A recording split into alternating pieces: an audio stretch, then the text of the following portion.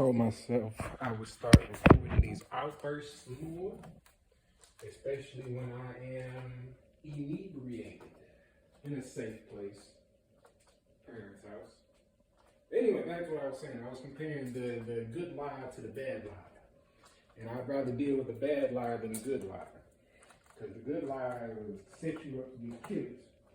And you be having the biggest smile on your face all through the fucking day and nights. A bad lie would have you sitting there like, you okay? You good? What's really going on? And that's if you're good enough to figure it out. But that's another story. So I'd rather take the bad lie because the bad lie doesn't know how to lie. So if a person doesn't know how to lie, they are more used to telling the truth than a lie. And that has nothing to do with ism as we go into the relationship aspects of it, nor does it have anything to do with relationships in general. We're talking about interpersonal things, which is still a relationship, all right? All right, so yeah, it does have to do with relationships, but not so much as what the world says of this and that with men and women. But like just men and women and women and the intermeanings from that. So again, I'd rather deal with the bad lie than the good lie, because the bad lie will always get caught. Now you could be really good at catching lies, and you can think everybody a bad liar, but that's where you have to go into discernment on this side of things, because you have to use your instincts and be like, all right, they are really good bad liars. So they can lie real good to the regular motherfucker, but you the non-regular motherfucker with your own, I guess, understanding, with your own rationale. And that's why you do what you do. So, you keep moving. Now, with that in mind, we have to talk about the good lie. Now, the good lie doesn't feel bad about what they're saying. It's not in any means a form of survival or even on the lesser end saving face. It's just because it feels good, the outcome of what they will get from the lie. So it's like, I'm gonna tell and it's bad that it goes into relationships for these examples because it only creates more, I guess, confusion for people. But it goes into, I'm not gonna tell my significant other that I'm eating this cake. We both agreed that we would do this together, so I'm trying not to break their heart with me eating this cake. And you go to tell them you ain't eat the cake, you ain't do this, you ain't do that, you didn't hit the cake slice, the chocolate's been cleaned up, you brushed your teeth and all that. And never did he even get a sense of it. Not even in your words, because you just went on like nothing happened. So he's believing you've gone this many days without cake, just as you are telling him you've gone this many days without cake.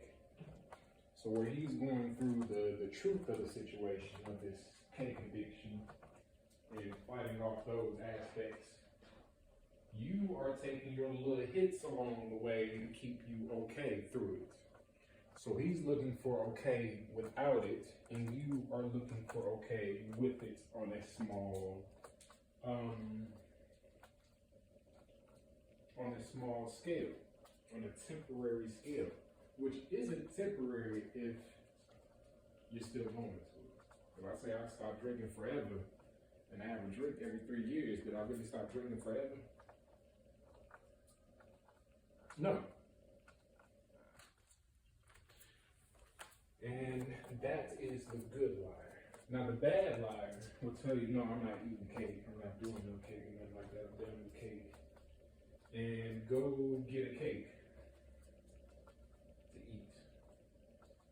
Eat with some ice cream in front of you. Or have the cake pan sit in the trash where you can see. Or the dirty dishes from it are in the sink. Or what else? You smell it on their breath on some things. Why does it smell like chocolate cake on your breath if we've been together all day? Things like that.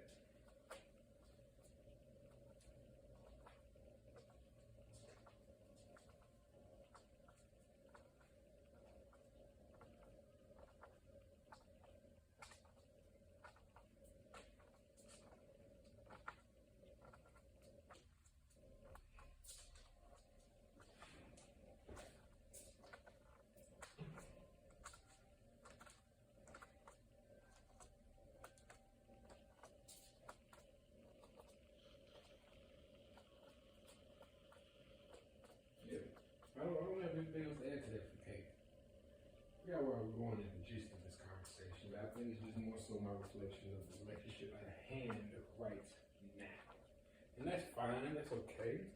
It hurts. I have to get through it, I have to heal as I need to, burn it away as I need to. Right foot. For those that know or don't know, used to be flat-footed. Research that as you may. My uncle on my dad's side was flat-footed, or is flat-footed. No, I can't even say was flat-footed to me because that is still a genetic trait for myself. So, with that in mind, you have to break away from certain aspects of this world. So for women and now becoming men through Drake in the media because his ass is one of those bad bitch men on some shit. I'm gonna go and get this work done, that work done, and fuck whoever I want, young and old, from there. If it's good, it's good. You see how that's negative? So the dark feminine of a man is what's breaking down this world horribly because the dark feminine of a man is a product of that of a woman. And a woman has to keep coming in and be like, all right, shut the fuck up, all right, shut the fuck up. Because that power gets too strong because it's still a man.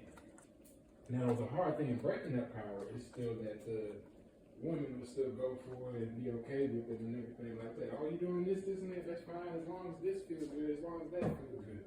And that's where the aspect of haters come in, the haterade. Thank you, Mr. Friend's dad. No weird shit. And Mr. Friend's dad, for that joke, what flavor you like? Flavor or what? Haterade. That shit was so funny to me as a kid. We was going to a basketball game at, I think, Lindenwood for the high school. And you know, if you're in high school going to a college game, for a basketball game, you in there enough to say some shit. No bullshit. Alright, that's too far.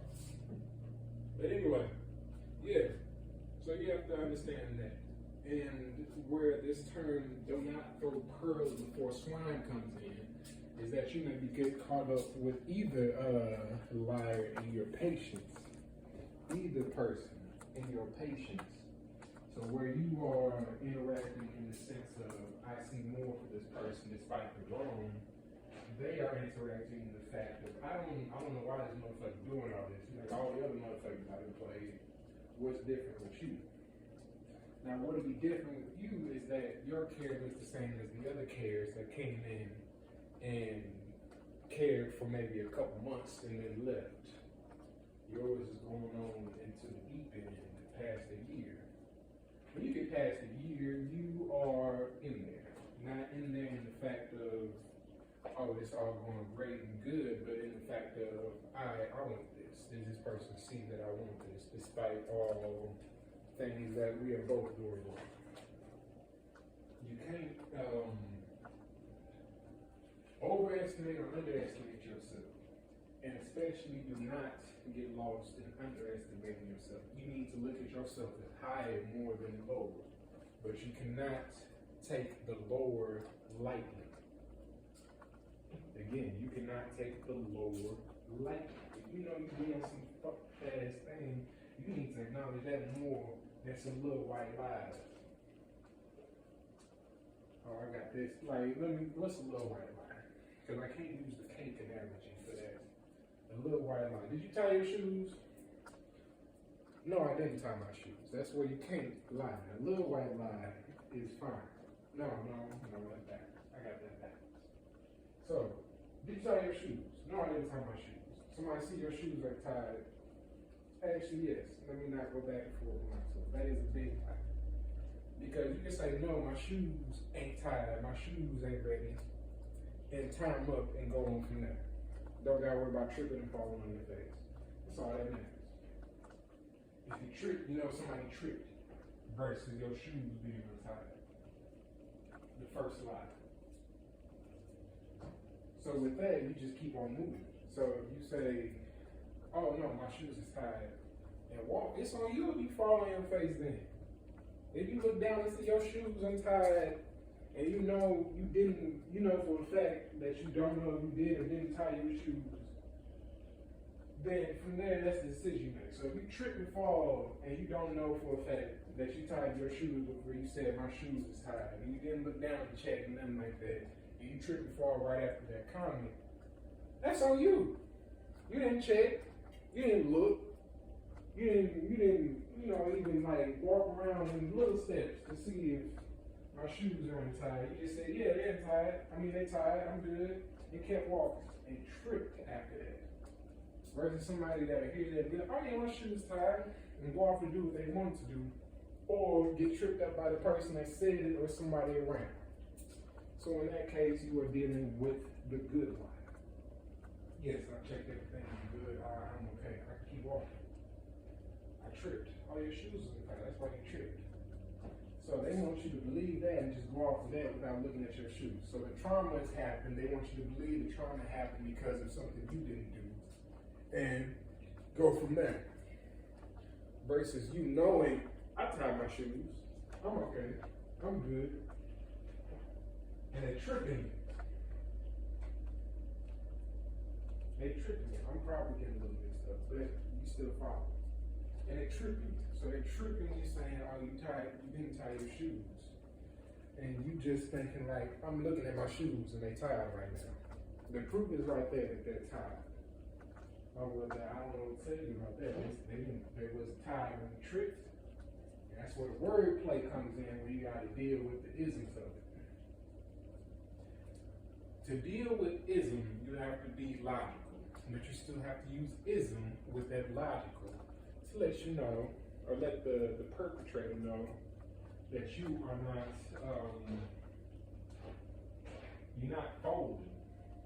So they won't know blatantly the way they want to know that you're not folding, because when you tell them blatantly, I'm against this, or I'm against that, or this, and that, it's no real words put to it yet for me, but this, and that, then they can flip that back on you, because they can turn into like, what are you talking about? I just said this.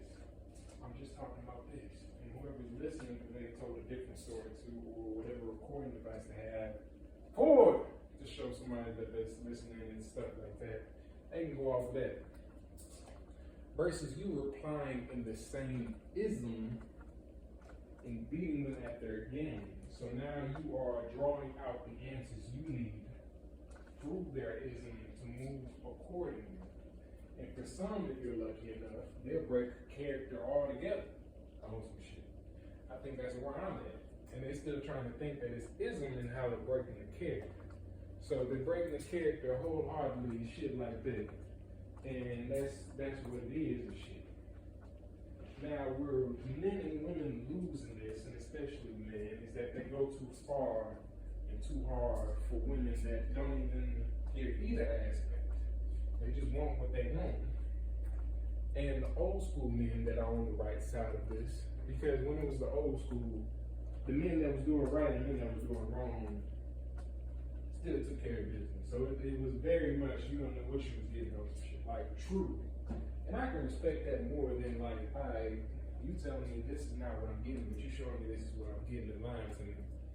And instead of being honest with me in that, you were getting more people on board with your bullshit than just being honest about your bullshit. Some bullshit all around. So now we live in a society of bullshit, which is where the old people look at it like, oh, wasn't this hard? For old people, it looked rougher because it was more honest. It was that dark truth. And if you can deal with that dark truth, you can laugh. And with that, you can have more, I guess, for spiritual context, kiyotas in the society. Because everybody's laughing, and the people that are not laughing can still get a laugh on their journey.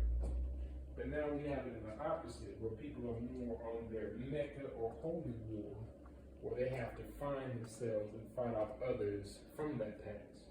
Because if you look at it in the larger time sense of things, you've got this time period being the parents of this time period.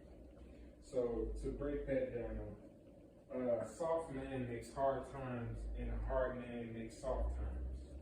So the successful man worked hard to get his soft times. And when he has kids, and the kids will experience those soft times.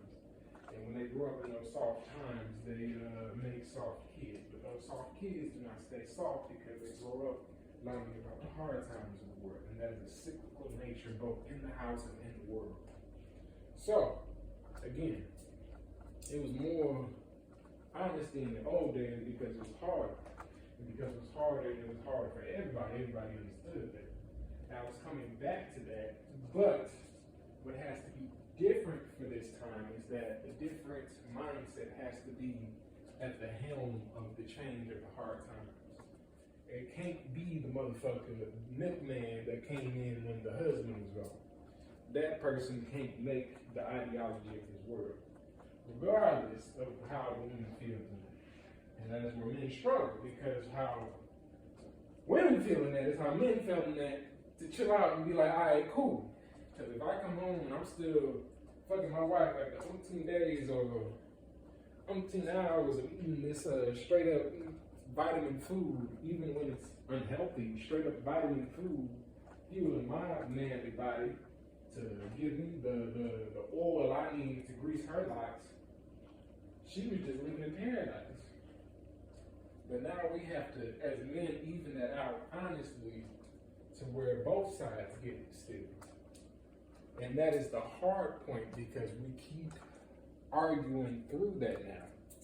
Because the women that chose wrong in those past lifetimes always have a voice as well. And we cannot ignore that voice.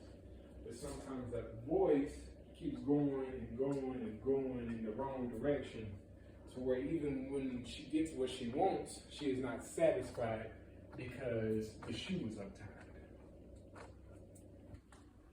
That's all I gotta say.